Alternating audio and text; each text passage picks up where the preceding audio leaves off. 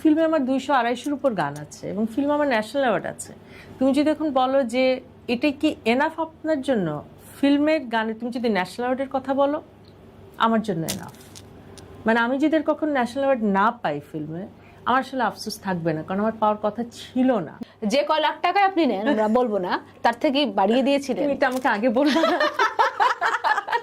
এরকম শুনি যে এমন বাড়ানো বাড়ায় যে পরে শো চলে যায়, শো পাওয়া যায় না।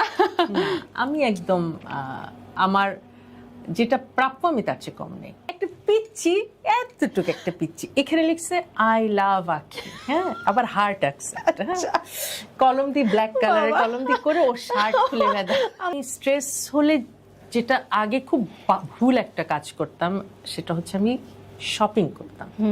এটা আমার একটা তুমি শপহলিক বলতে পারো আমাকে। এটা খুব বাজে জিনিস ছিল। মন ভালো, চলো শপিং করি, মন খারাপ, চলো শপিং করি, এই জিনিস আমার একটা ছিল অজুহাত, এবং এটা একটা অসুখের পর্যায়ে। এটা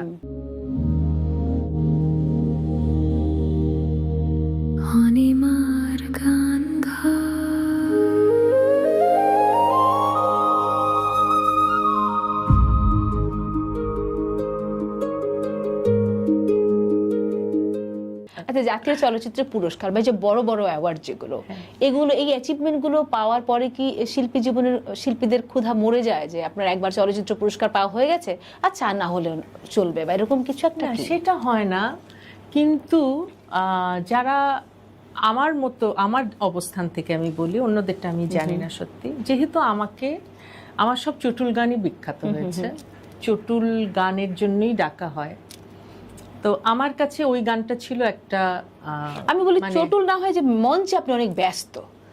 আমরা যখন অনেক ব্যস্ত থাকি একটা ক্ষেত্র নিয়ে, তখন আরেক দিকে মন ডাইভার্ট করা, মেধাটা ডাইভার্ট করা আমাদের জন্য আসলে সংকট হয়ে যায়, সময় সংকট। আগেও ফিল্মের গানের জন্য খুব মরিয়া ছিলাম না, আগেও ছিলাম না, এখন না। বরঞ্চ ধরো আমি মানে সপ্তাহে 7 দিনে 6টা শো করলাম, তারপর 7 দিনের মধ্যে হঠাৎ করে ফিল্মের গানে যখন ডাকে, আমি এত ভয় পেতাম তখন আগে যে আমার তো ভয়েস অলরেডি 6 দিনে তো আমি শেষ, আমি ভয়েসটা দিব কিভাবে, আমি ভয় পাইতাম। তখন আমি 2 দিন রেকর্ডিংটা পিছাতাম, বলতাম আঙ্কেল প্লিজ 2 দিন পরে এসে গাই। এটা আমি আগের কথা বলছি, এখন তো আর ওরকম প্রতিদিন শোই হয়।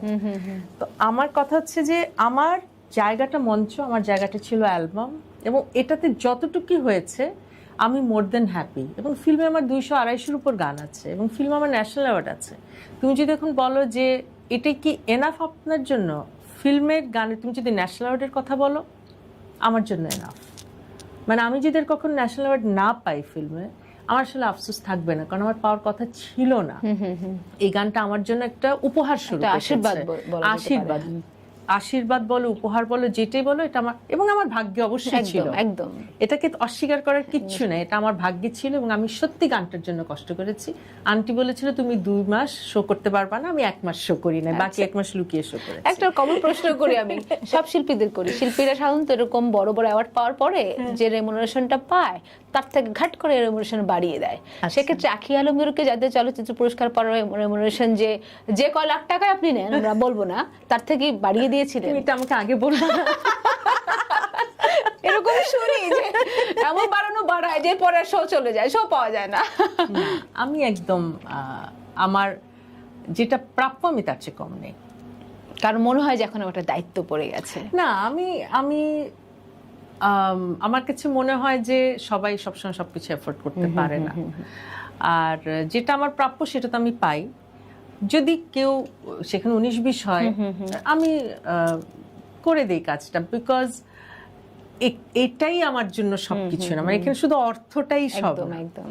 হ্যাঁ, তো আর এত বছর পরে এসে যদি আমি শুধু টাকার পিছিয়ে দৌড়াই, তাহলে কিভাবে হবে? তবে আমার একটা গল্প মনে আছে, করোনার সময় আপনার সাথে আমার কথোপকথন হচ্ছিল যে তখন আমাদের শো নাই, একেবারেই শো নাই, কিন্তু তখন মানে উঠতি শিল্পীদের, ছোট ছোট শিল্পীদের, মানে বয়সে ছোট বা গানে ক্যারিয়ারেও ছোট, তাদের ডাক মোটামুটি পড়ছিল, কিন্তু আপনি আমি আমাদের শো একেবারেই ছিল না, অনুষ্ঠান মঞ্চে একেবারেই ছিল না। তখন গিয়ে তখন আমি বলছিলাম যে কি করব, তাহলে কি যে পরিমাণ টাকা নেই তার থেকে কমিয়ে দেবো না, কি করা উচিত? ওরা তো অনেক কমে শোটা চলে করতে যাচ্ছে, পারছে, আমরা তো সেটা পারছি না। কারণ তখন আপনি বলছিলেন যে এটা করো না অনিমা, নিজের সম্মানের জায়গাটা ঠিক রাখো, দেখবে সময় বদলাবে, সময় বদলাবে। আমি তোমাকে আসলে বলেছিলাম, বলেছিলাম আমার বিটিভিতে বা কোথাও কথা হয়েছিল, ওই সময় আমাদের আমি গল্পটা বলেছিলাম হচ্ছিল। যে না এটা করো না, এটা থেকে আর উঠতে পারবা না পরে। একদম একদম। এবং ওই কথাটাও কিন্তু আমি কিন্তু নিজের শিক্ষক হয়ে কিন্তু আপনার এই কথাটা মেনে চলেছি এবং আলটিমেটলি কিন্তু কাজে দিয়েছে।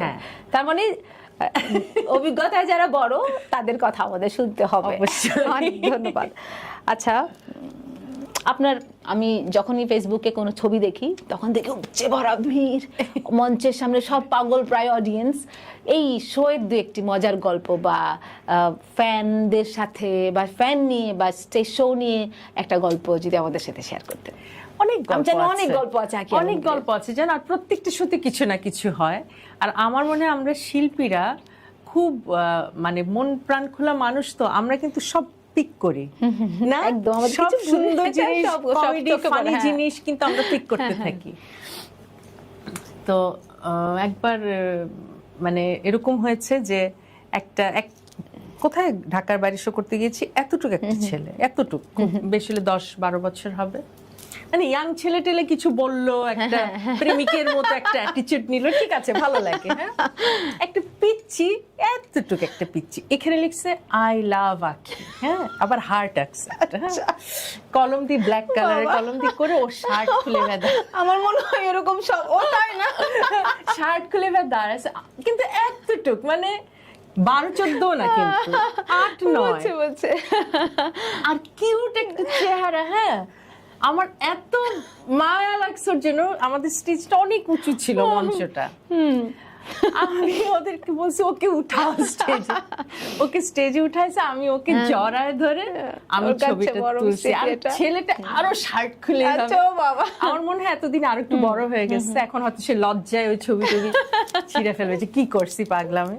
তো পিছে স্ক্রিন ছিল, ওটা স্ক্রিনে আবার ওকে বড় করে দেখাচ্ছে, আমি ওই ছবিটা শেয়ার করছি, এত সুইট। এরকম অনেক ছোট ছোট, একবার ইয়েতে আরেকবার কোথায়, ওটাতে স্পেনে, এটা গত বছর ও তার আগের বছর, একজন হাই অফিসিয়ালের বাঙালি ওখানে যিনি আছে হাই অফিসিয়াল, আমি আর তার পদটা বলছি না, তার ছেলে, সে প্রথম থেকে বলছে আন্টি আপনার গানে নাচবো আন্টি, আমি বলছি আমার সব গানে তুমি নাচতে পারবা, তুমি চলে আসো। সে ছেলে মঞ্চে উঠে, আমি ভাবছি একটু নাচবে চলে যাবে, ও আর যায় না, ও নাচছে নাচছে নাচছে, নাচতে নাচতে হঠাৎ করে মাইক্রোফোন নিয়ে বলছে আমি গান গাবো, can you kiss me, oh my goodness, হ্যাঁ, কিন্তু তো ছোট, বাট স্টিল একটা ছেলে বাচ্চা। আমি বলছি না বাবা, এটা হবে না, হ্যাঁ, তুমি যদি আরো বড় হতা তখন তোমার সাথে ম্যাচ হতো, এখন আমাদের ম্যাচ হচ্ছে না, তুমি আরো বড় হও। No Y aunty, aunty please বলতেছে আন্টি, কিন্তু কিস, তখন আর পুরো অডিয়েন্স চিল্লাচ্ছে যেন ওকে আমি গানে কিস করি, তখন আমি বলছি তোমার আব্বু আম্মুর পারমিশন নাও, তখন ওর আব্বু আম্মু বলছে যে হ্যাঁ হ্যাঁ হ্যাঁ, তখন ওকে আমি ওর গালে একটা কিস করছি বাচ্চা হিসাবে, বাট পুরাটা মানে সবকিছুকে তো খারাপ ভাবে দেখা যায় না, পুরো সুইট মোমেন্ট, পুরো অডিয়েন্স তালি দিচ্ছে, চিৎকার করতেছে। সো এরকম কিছু কিছু মানে ছোট্ট ছোট্ট টুকরো ভালোবাসা। প্রতিদিন ইনবক্সে কতগুলো করে প্রেম নিবেদন থাকে? আমি তো ঢুকি না, আননোন কারোটাতে তো দেখি না, কারণ আমার জাস্ট ফ্রেন্ড লিস্টে যারা সেগুলো দেখি। যদি ঢুকতেন, যদি আননোন, তাহলে ঢুকি না, সমগ্র বাংলাদেশের যুবক শ্রেণীর লিস্ট থাকতো ইনবক্সে। আমরা আঁখি আলমগীর অনেক সিনিয়র, এখন আপনারা আমাকে বড় বোন হিসেবে দেখলে আমি খুশি হব। আচ্ছা, এই যে সিনিয়রিটির কথা এলো, আমরা জানি আপনি কি, এই যে আপনার সমসাময়িক শিল্পী অনেকে ছিলেন, তাদের চাহিদার কথা বলেন বা মানে কেমন যেন এখন অনেকেই কিন্তু আপনার সমসাময়িক যারা ছিল তারা নেই, কোথাও হারিয়ে গেছে হয়তো, বা ধরে রাখতে পারেনি বা যে কোনো, কিন্তু আঁখি আলমগীরের চাকচিক্য, আমাদের গ্রহণযোগ্যতা দিনকে দিন বাড়ছে, ক্যারিয়ারের এই যে ঔজ্জ্বল্যতা ধরে রাখা এতগুলো বছর ধরে, এর আসলে ম্যাজিকটা কোথায়?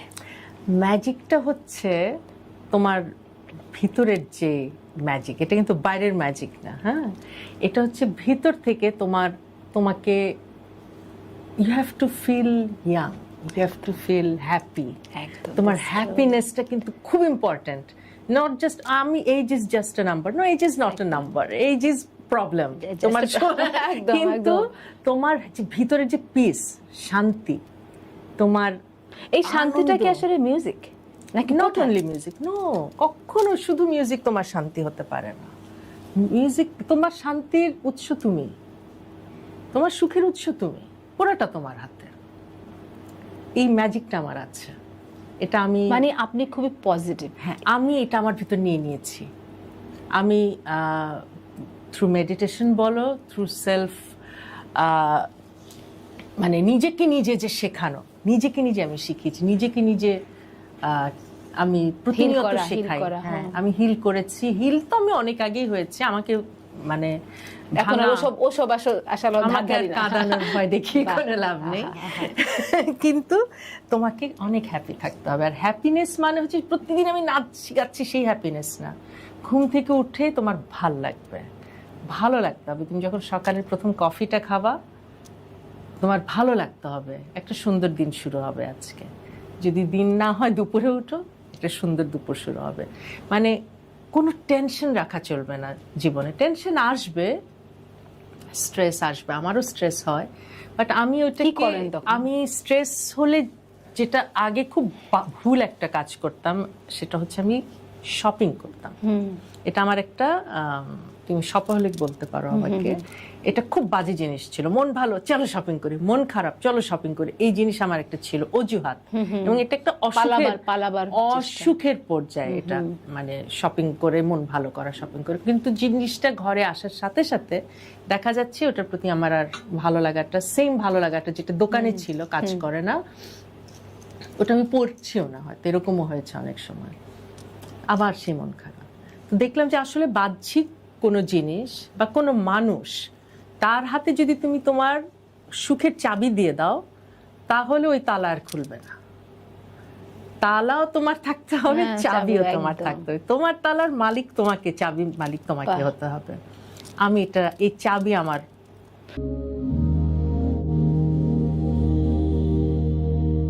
অনিমা